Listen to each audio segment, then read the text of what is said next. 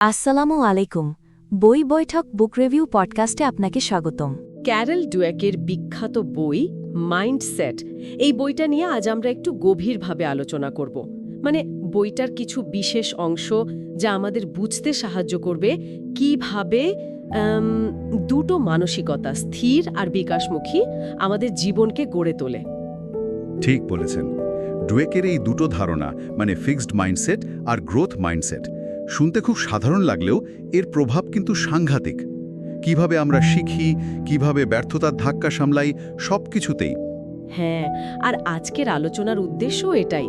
এই যে ভাবনাগুলো যা আমাদের নিজেদের ক্ষমতা নিয়ে, এগুলো কিভাবে আমাদের অজান্তেই আমাদের পথ ঠিক করে দেয়, সেটা একটু বোঝা। হুম, আর শুরুটা করি ওই গল্পটা দিয়ে। মনে আছে সেই 10 বছরের ছেলেটার কথা? একটা কঠিন পাজল দেওয়া হলো তাকে।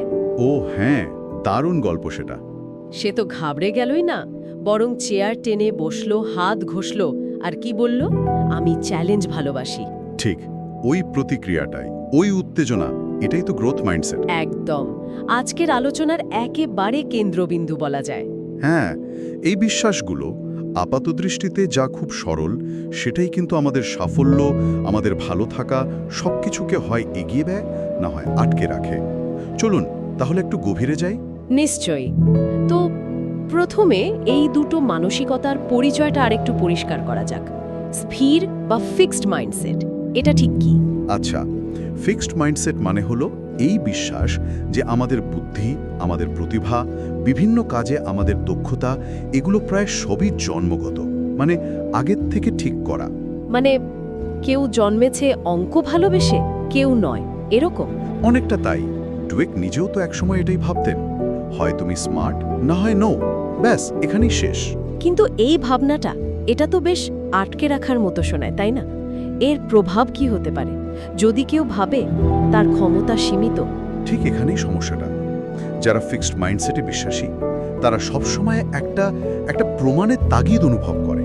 তারা দেখাতে চায়, দেখো আমি কতটা স্মার্ট বা প্রতিভাবান। ও আচ্ছা, নিজেদের যোগ্য প্রমাণ করার চেষ্টা। হ্যাঁ, আর এই প্রমাণের চাপেই তারা চ্যালেঞ্জ নিতে ভয় পায়, কারণ চ্যালেঞ্জ মানেই তো ভুল করার বা ব্যর্থ হওয়ার সম্ভাবনা। আর ব্যর্থতা মানে? ব্যর্থতা তাদের কাছে অযোগ্যতার ফাইনাল স্ট্যাম্প। তারা ভাবে, পারলাম না মানে আমার মধ্যে সেই জিনিসটাই নেই, তাই কঠিন কিছু দেখলেই এড়িয়ে যায়। তার মানে ব্যর্থতার ভয়টা এখানে মুখ্য। শুধু কি ব্যর্থতার ভয়, নাকি মানে লোকে কি বলবে সেই ভয়টাও কাজ করে? খুব ভালো পয়েন্ট। এটা শুধু ফেলিয়ারের ভয় না, এটা নিজের আইডেন্টিটি নিয়ে ভয়। তাদের কাছে পারফরম্যান্স আর তারা নিজেরা একই জিনিস। পরীক্ষায় C+ পাওয়া মানে আমি একটা ফেলিয়ার, বন্ধু ফোন ধরেনি মানে আমি রিজেক্টেড। ব্যক্তিগতভাবে নিয়ে নেওয়া আর কি। একদম। এই ভয়টা এত বেশি যে অনেক সময় তারা নতুন কিছু শেখার সুযোগ পেলেও নেয় না, পাছে তাদের অক্ষমতা ধরা পড়ে যায়। এর ঠিক উল্টোটা হলো গ্রোথ মাইন্ডসেট, তাই তো? হ্যাঁ, একদম বিপরীত। গ্রোথ মাইন্ডসেটের মূল কথাই হলো ক্ষমতা বা প্রতিভা জন্মগত বা স্থির কিছু নয়। এগুলো চেষ্টা করে, ভালো কৌশল শিখে, লেগে থেকে বাড়ানো যায়, বিকশিত করা যায়। মানে চেষ্টার উপর জোর দেওয়া হচ্ছে। হ্যাঁ, কেউ হয়তো শুরুতে কিছু পারে না, কিন্তু তার মানে এই না যে সে কখনোই পারবে না। চেষ্টা করলে সবই সম্ভব, এটাই মূল বিশ্বাস। তাহলে চ্যালেঞ্জ বা ব্যর্থতাকে এরা কিভাবে দেখে? ওই 10 বছরের ছেলেটার মতো উত্তেজিত হয়ে? হ্যাঁ, অনেকটা সেরকম। চ্যালেঞ্জকে তারা দেখে শেখার সুযোগ হিসেবে। কঠিন সমস্যা এলে তারা ঘাবড়ে না গিয়ে বরং ভাবে, বাহ, এটা ইন্টারেস্টিং, দেখি তো কি করা যায়। আর ব্যর্থতা যদি হেরে যায় বা ভুল করে? ব্যর্থতা তাদের কাছে পৃথিবীর শেষ নয়, এটা হলো ফিডব্যাক, মূল্যবান তথ্য। আচ্ছা, এখানে ভুল হলো, কেন হলো, কি শিখলাম, পরের বার কিভাবে ভালো করব, এই ভাবনাটা থাকে। ব্যর্থতা মানে থেমে যাওয়া নয়, বরং পথ বদলানো বা কৌশল পাল্টানো। তার মানে ফিক্সড মাইন্ডসেট যেখানে ব্যর্থতাকে একটা চূড়ান্ত রায় মনে করে, গ্রোথ মাইন্ডসেট সেটাকে একটা কমা বা সেমিকোলনের মতো দেখে। চমৎকার বলেছেন, ঠিক তাই। ডুয়েক যেমন বলেন, কঠিন পরিস্থিতিতেও চেষ্টা চালিয়ে যাওয়া, এটাই গ্রোথ মাইন্ডসেটের বৈশিষ্ট্য। এর সঙ্গেই তো চেষ্টা বা এফোর্টকে দেখার দৃষ্টিভঙ্গিটাও জড়িত। ফিক্সড মাইন্ডসেটের কাছে চেষ্টা করাটা নাকি একটু নেগেটিভ। হ্যাঁ, এটা শুনতে খুব অদ্ভুত লাগে কিন্তু সত্যি। স্থির মানসিকতাওয়ালা মানুষরা ভাবে যার সত্যি প্রতিভা আছে তার বেশি চেষ্টা করার দরকার হয় না। মানে এটা কিভাবে সম্ভব? তাদের যুক্তিটা হলো, যদি তুমি সত্যি স্মার্ট বা ট্যালেন্টেড হও তাহলে কাজটা তোমার কাছে সহজ লাগা উচিত। যদি খুব কষ্ট করতে হয় তার মানে আসলে তোমার সেই ক্ষমতাটা নেই। ও, তাই তারা বেশি চেষ্টা করতে বা সাহায্য চাইতেও লজ্জা পায়। ঠিক, কারণ সেটা তাদের চোখে দুর্বলতার লক্ষণ। চেষ্টা করতে হচ্ছে মানেই আমি যথেষ্ট ভালো নই, এইরকম একটা ভাবনা। ভাবা যায়, আমরা তো ছোটবেলা থেকে শুনে আসছি চেষ্টা করলেই সব হয়, আর এখানে পুরো উল্টো। তাহলে গ্রোথ মাইন্ডসেট চেষ্টাকে কিভাবে দেখে? তাদের কাছে চেষ্টাটাই হলো আসল হিরো। গ্রোথ মাইন্ডসেট মনে করে প্রতিভা আসলে তৈরি হয়। বড় বড় বিজ্ঞানী, শিল্পী, খেলোয়াড় কেউই রাতারাতি হননি। তাদের সাফল্যের পেছনে আছে ঘন্টার পর ঘন্টা অনুশীলন, ভুল থেকে শেখা আর লেগে থাকা। তাই তারা চেষ্টা করতে খাটতে লজ্জা পায় না, বরং কঠিন কোনো সমস্যা সমাধান করার মধ্যে, নতুন কিছু শেখার মধ্যে তারা একটা আনন্দ খুঁজে পায়। তারা জানে চেষ্টা করলেই দক্ষতা বাড়বে। আচ্ছা, এই দুটো মানসিকতা তাহলে মানুষের পোটেনশিয়াল বা সম্ভাবনাকে দেখার ক্ষেত্রেও তো পার্থক্য তৈরি করে। যেমন ধরুন একটা পরীক্ষার রেজাল্ট। অবশ্যই বিশাল পার্থক্য। ফিক্সড মাইন্ডসেট মনে করে একটা পরীক্ষা বা কোনো বিশেষজ্ঞের মতামতই ফাইনাল। ওটাই বলে দেয় কার কতটা ক্ষমতা, কার ভবিষ্যৎ কেমন। যেমন কোনো উদাহরণ আছে? হ্যাঁ, ডুয়েক হংকং ইউনিভার্সিটির একটা উদাহরণ দেন। সেখানে ইংরেজি ভালো পারে না এমন স্টুডেন্টদের জন্য একটা স্পেশাল কোর্স অফার করা হয়েছিল। কিন্তু যাদের ফিক্সড মাইন্ডসেট ছিল তারা অনেকেই সেই কোর্সটা নিতে চায়নি। কেন? সুযোগ তো ভালো ছিল। সম্ভবত তারা ভেবেছিল, আমি ইংরেজিতে ভালো না, এটা বদলাবে না। এই কোর্সে গেলে যদি আমার এই দুর্বলতাটা আরও বেশি করে ধরা পড়ে যায়, মানে নিজেদের কমতি প্রকাশ হয়ে যাওয়ার ভয়। এটা তো শেখার একটা দারুণ সুযোগ নষ্ট করা। গ্রোথ মাইন্ডসেট থাকলে কি হতো? তারা ভাবত, ও একটা সুযোগ, এখান থেকে শিখে আমি উন্নতি করতে পারবো। পরীক্ষা বা বর্তমান পারফরম্যান্সকে তারা শুধু বর্তমান অবস্থার একটা ছবি হিসেবে দেখে, ভবিষ্যতের শিলমোহর হিসেবে নয়। আরেকটা উদাহরণ ছিল প্রি-মেড কেমিস্ট্রি ক্লাসের। কোর্সটা যখন কঠিন হতে শুরু করলো, ফিক্সড মাইন্ডসেটে ছাত্রদের আগ্রহ কমে গেল, রেজাল্টও খারাপ হতে থাকলো। তারা হয়তো ভেবেছিল এটা আমার জন্য নয়। আর গ্রোথ মাইন্ডসেটের ছাত্ররা? তারা কিন্তু লেগেছিল। চ্যালেঞ্জটা তাদের কাছে আরও ইন্টারেস্টিং মনে হয়েছিল। কঠিন, তার মানে এখান থেকে অনেক কিছু শেখার আছে, এই অ্যাটিটিউড। আমেরিকান শিল্পী জ্যাকসন পোলকের কথাও তো বলা যায়। প্রথমে নাকি তার কাজে তেমন প্রতিভার ছাপ ছিল না। ঠিক, কিন্তু তিনি তো থামেননি। ক্রমাগত চেষ্টা করেছেন, নতুন জিনিস নিয়ে এক্সপেরিমেন্ট করেছেন, আর শেষে কোথায় গিয়ে পৌঁছালেন? বা ছোট বাচ্চাদের কথাই ভাবুন, তারা হাঁটতে গিয়ে কতবার পড়ে, কথা বলতে গিয়ে তোতলায়, কিন্তু তারা কি চেষ্টা ছেড়ে দেয়? একদম না। ভুল করা, হোঁচট খাওয়া, এগুলো তাদের শেখারই অংশ। তারা ভয় পায় না। বেঞ্জামিন বারবারের ওই কথাটা মনে পড়ছে, আমি পৃথিবীকে দুর্বল আর শক্তিশালী বা সফল আর ব্যর্থ এই ভাগে ভাগ করি না। আমি পৃথিবীকে শিক্ষার্থী এবং অশিক্ষিত এই ভাগে ভাগ করি। দারুণ কথা। আসল কথা হলো, চেষ্টা ছাড়া, শেখার সুযোগ ছাড়া কারো আসল পোটেনশিয়াল বোঝা সম্ভবই না। এই ধারণার একটা বড় প্রভাব পড়ে আমরা কিভাবে অন্যদের প্রশংসা করি সেটার উপর। বিশেষ করে বাবা মা, শিক্ষক বা ম্যানেজারদের জন্য এটা খুব জরুরি মনে হয়। আমরা তো প্রায় বলি, তুমি কি স্মার্ট, কি ট্যালেন্টেড। হ্যাঁ, এবং আপাত দৃষ্টিতে এটাকে তো খুব ভালো, খুব উৎসাহব্যঞ্জক মনে হয়। কিন্তু ডুয়েক বলছেন এর একটা উল্টো পিঠও আছে। তাই নাকি? সেটা কি রকম? গবেষণা দেখাচ্ছে, যখন আমরা শুধু বুদ্ধি বা প্রতিভার প্রশংসা করি, তখন আমরা অজান্তেই শিশুর মনে ফিক্সড মাইন্ডসেটের বীজ বুনে দিই। কিভাবে? শিশু তখন ভাবতে শুরু করে, ও স্মার্ট বা ট্যালেন্টেড থাকাটাই আসল। তখন সে আর রিস্ক নিতে চায় না, কারণ যদি সে ব্যর্থ হয় তাহলে তো তার স্মার্টনেস বা ট্যালেন্ট নিয়ে প্রশ্ন উঠে যাবে। আচ্ছা, তাই তারা সহজ কাজ বেছে নেয় যেখানে সফল হওয়ার গ্যারান্টি আছে। ঠিক তাই, যাতে ওই স্মার্ট বা ট্যালেন্টের তকমাটা বজায় থাকে। অ্যাডাম গুইটেলের মতো শুরুকারও তো এই কথাই বলেছেন। তার ওপর যে মহান হওয়ার সম্ভাবনার চাপ ছিল, সেটা তাকে প্রায় পঙ্গু করে দিচ্ছিল। তার মানে প্রশংসা করতে গিয়ে আমরা আসলে শেখার আনন্দ বা চ্যালেঞ্জ নেওয়ার সাহসটাই কেড়ে নিচ্ছি। হ্যাঁ, অনেকটা তাই। এর বদলে ডুয়েক কি বলছেন? প্রশংসা করুন প্রচেষ্টার, কৌশলের, মনোযোগের, অগ্রগতি। যেমন তুমি যেভাবে সমস্যাটা নিয়ে লেগেছিলে সেটা আমার দারুণ লেগেছে, বা তুমি নতুন অ্যাপ্রোচটা ট্রাই করেছো, এটা খুব ভালো, অথবা আগের বারের চেয়ে তোমার এই উন্নতিটা চোখে পড়ার মতো। এই ধরনের প্রশংসা কি গ্রোথ মাইন্ডসেট তৈরিতে সাহায্য করে? একদম। গবেষণা সেটাই দেখাচ্ছে।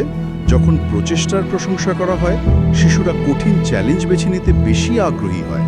তারা বোঝে ফলাফল যাই হোক, চেষ্টা করা আর শেখাটাই মূল্যবান। কিন্তু এখানে একটা প্রশ্ন, ধরুন কেউ চেষ্টা করলো কিন্তু ভুল পথে করলো, বা চেষ্টা করলো কিন্তু কোনো উন্নতি হলো না, তখনও কি শুধু চেষ্টার প্রশংসা করলেই চলবে? খুব ভালো প্রশ্ন। ড্রুয়েক এটাকে বলছেন ফলস গ্রোথ মাইন্ডসেট বা মিথ্যা বিকাশমুখী মানসিকতা। শুধু মুখে বললাম খুব চেষ্টা করেছো, খুব ভালো, কিন্তু সেই চেষ্টাটা যদি কোনো কাজে না লাগে, কোনো শেখা না হয়, তাহলে তো লাভ নেই। তাহলে দেখতে হবে চেষ্টাটা কতটা কার্যকর। সে কি নতুন কিছু শিখছে, ভুল থেকে শিক্ষা নিচ্ছে, প্রয়োজনে সাহায্য নিচ্ছে? মানে শুধু চেষ্টার জন্য বাহবা নয়, বরং শেখার প্রক্রিয়াটাকেও গুরুত্ব দিতে হবে। ফলাফলের সাথে চেষ্টার সংযোগটা বোঝাতে হবে। বিষয়টা পরিষ্কার হলো। মানে অন্ধভাবে শুধু চেষ্টার জয়গান নয়, বরং বুদ্ধিদীপ্ত চেষ্টার প্রশংসা। হ্যাঁ, আর এটাও বুঝতে হবে যে গ্রোথ মাইন্ডসেট মানে এই নয় যে কেউ চেষ্টা করলে আইনস্টাইন বা সচিন তেন্ডুলকার হয়ে যাবে। এর মানে হলো প্রত্যেকেরই নিজের বর্তমান ক্ষমতার বাইরে যাওয়ার, উন্নতি করার সম্ভাবনা আছে, যদি সঠিক চেষ্টা আর কৌশল প্রয়োগ করা যায়। এই মানসিকতার প্রভাব তো তাহলে জীবনের প্রায় সব ক্ষেত্রেই দেখা যাওয়ার কথা। খেলাধুলা, ব্যবসা, সম্পর্ক। অবশ্যই বইটাতে এই সব ক্ষেত্রের উদাহরণ আছে। যেমন খেলাধুলা, মাইকেল জর্ডানের কথা ভাবুন। সবাই জানে তার অবিশ্বাস্য প্রতিভা ছিল, কিন্তু তার চেয়েও বেশি ছিল তার অনুশীলন আর নিজেকে ছাড়িয়ে যাওয়ার আকাঙ্ক্ষা। হারার পরেও তিনি জিমে গিয়ে ঘন্টার পর ঘন্টা প্র্যাকটিস করতেন। এটা ক্লাসিক গ্রোথ মাইন্ডসেট। আর ফিক্সড মাইন্ডসেটের উদাহরণ? জন ম্যাকেনরো অসম্ভব প্রতিভাবান টেনিস খেলোয়াড়, কিন্তু হার একদম সহ্য করতে পারতেন না। হারলেই রেগে যেতেন, অজুহাত দিতেন, ব্যর্থতা যেন তার বিশেষত্বকেই অপমান করত। তার কাছে জেতাটাই ছিল সব, শেখাটা নয়। ব্যবসার জগতেও তো এরকম দেখা যায়। কিছু সিইও থাকেন যারা নিজেদের সব সময় সঠিক প্রমাণ করতে চান, ভুল স্বীকার করেন না। হ্যাঁ, লি আইয়াকোকার মতো ব্যক্তিত্ব বা এনরনের পতনের সময়কার লিডারশিপ, এগুলো ফিক্সড মাইন্ডসেটের উদাহরণ। তারা নিজেদের জিনিয়াস প্রমাণ করতে ব্যস্ত থাকেন, কর্মীদের কথা শোনেন না, খারাপ খবর এড়িয়ে যান। আর এর বিপরীতে জ্যাক ওয়েলচে গত লিডাররা, যদিও তারও সমালোচনা আছে, বিকাশে বিশ্বাস করতেন। তারা শিখতে চাইতেন, টিমওয়ার্কে জোর দিতেন, কঠিন বাস্তবতার মুখোমুখি হতেন। এমনকি পুরো একটা কোম্পানিরও কালচার বা মানসিকতা থাকতে পারে। কিছু কোম্পানি শুধু সেরা প্রতিভা নিয়োগ করে, আর কিছু কোম্পানি কর্মীদের ট্রেনিং ও বিকাশে বিনিয়োগ করে। এবং গবেষণায় দেখা গেছে দ্বিতীয় ধরনের কোম্পানিগুলো সাধারণত ভালো করে। হ্যাঁ, কারণ সেখানকার কর্মীরা বেশি যুক্ত থাকে, নতুন আইডিয়া দিতে ভয় পায় না। এই আলোচনাটা ব্যক্তিগত সম্পর্কের ক্ষেত্রেও নিশ্চয়ই খুব প্রাসঙ্গিক। খুবই প্রাসঙ্গিক। ফিক্সড মাইন্ডসেট থাকলে সম্পর্কের সমস্যাকে খুব সহজে স্থায়ী মনে হয়। আমার সঙ্গে এমনইও বদলাবে না, বা এই সম্পর্কটা টিকবে না। মানে সমস্যাটাকে ব্যক্তির বা সম্পর্কর একটা অপরিবর্তনীয় বৈশিষ্ট্য হিসেবে দেখা। ঠিক। ফলে তারা হয় হাল ছেড়ে দেয়, না হয় শুধু সঙ্গীকে দোষারোপ করে। কিন্তু গ্রোথ মাইন্ডসেট সম্পর্ককে দেখে একটা চলমান প্রক্রিয়া হিসেবে, যেখানে সমস্যা মানে শেখার আর একসাথে বেড়ে ওঠার সুযোগ। একদম। তারা বিশ্বাস করে চেষ্টা করলে, কথা বললে, সহানুভূতি দেখালে সম্পর্ককে আরও ভালো করা যায়। মনোবিজ্ঞানী অ্যারন বেক তো এটাই বলেন যে সম্পর্কের ক্ষেত্রে কিছুই বদলাবে না, এই ধারণাটা প্রায় সবসময়ই ভুল। সমস্যা মানে যোগাযোগ বা বোঝাপড়ার অভাব, যা চেষ্টা করলে দূর করা যায়। খবরের কাগজের ওই কলমগুলো এই বিয়ে কি বাঁচানো সম্ভব, এগুলোর জনপ্রিয়তায় হয়তো প্রমাণ করে যে মানুষ সম্পর্ক ভালো করতে চায়। হ্যাঁ, মানুষ আসলে পথ খোঁজে। গ্রোথ মাইন্ডসেট সেই পথের সন্ধান দেয়। তাহলে আমাদের পুরো আলোচনা থেকে সবচেয়ে বড় যে বিষয়টা উঠে আসছে সেটা হলো আমাদের মানসিকতা, মানে নিজেদের ক্ষমতা নিয়ে আমাদের বিশ্বাস। এটা কিন্তু ভাগ্যলিখন নয়, এটা বদলানো যায়। এটাই হলো সবচেয়ে বড় আশার কথা এবং সবচেয়ে গুরুত্বপূর্ণ কথাও। এটা একটা বিশ্বাস, আর বিশ্বাস পরিবর্তনযোগ্য। আর এই বিশ্বাসটাই কিন্তু আমাদের শেখা, পারফর্ম করা, চ্যালেঞ্জ নেওয়া, সম্পর্ক টিকিয়ে রাখা সবকিছুর উপর বিরাট প্রভাব ফেলে। আর আমরা চাইলে সচেতনভাবে স্থির মানসিকতা থেকে বেরিয়ে এসে বিকাশমুখী মানসিকতার দিকে যেতে পারি। অবশ্যই পারি। এটা হয়তো একদিনে হবে না, এটা একটা জার্নি। প্রথম ধাপ হলো নিজের ভেতরের ওই ফিক্সড মাইন্ডসেটের গলাটা চেনা। কখন সে কথা বলে, কোন পরিস্থিতিতে। ট্রিগারগুলো বোঝা। হ্যাঁ, তারপর সেটাকে চ্যালেঞ্জ করা। ডুয়েক মজা করে বলেন, আপনার ভেতরের ওই কণ্ঠটার একটা নাম দিয়ে দিন, তারপর তার সাথে তর্ক করুন। বোঝান যে চেষ্টা করা মানে দুর্বলতা নয়, ভুল করা মানে ব্যর্থতা নয়। ওয়ার্কশপের মাধ্যমে ম্যানেজারদেরও বদলাতে দেখা গেছে যখন তারা বুঝেছেন যে কর্মীদের ক্ষমতা স্থির নয়, বিকশিত হতে পারে। এই আলোচনা শেষ করার আগে তাহলে শ্রোতাদের জন্য একটা ভাবনা রেখে যাই। হ্যাঁ, নিশ্চয়ই।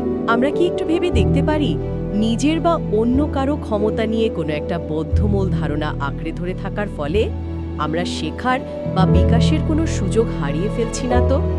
আজ এমন কি ছোট পদক্ষেপ নেওয়া যায় যা আমাদের বা আমাদের চারপাশের কাউকে একটা নতুন চ্যালেঞ্জ নিতে বা হয়তো কোনো ভুল থেকে শিখতে সাহস যোগাবে? দারুণ প্রশ্ন।